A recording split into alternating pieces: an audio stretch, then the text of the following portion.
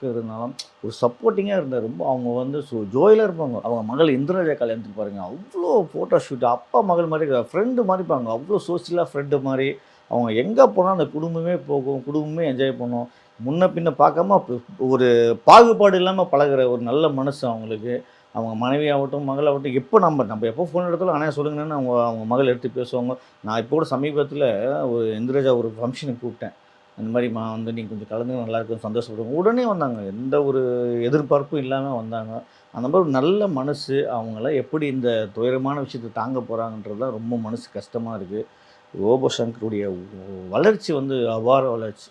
ஒரு மனிதன் அது பாருங்க ஒரு அடிமட்டத்திலேருந்து வந்து தன் உழைப்பால எந்த ஒரு சப்போர்ட்டும் இல்லாம, தன் திறமை, தன் உழைப்பு, தன்னுடைய நேர்மை இதனால வந்து ஒரு மனிதன் வந்து பார்த்தீங்கன்னா, அப்படியே வளர்ச்சி அந்த அளவுக்கு வளர்ச்சி இப்படி வந்து நின்னாரு. ஆனா, போதாத காலம் நம்ம எத குறை சொல்றது?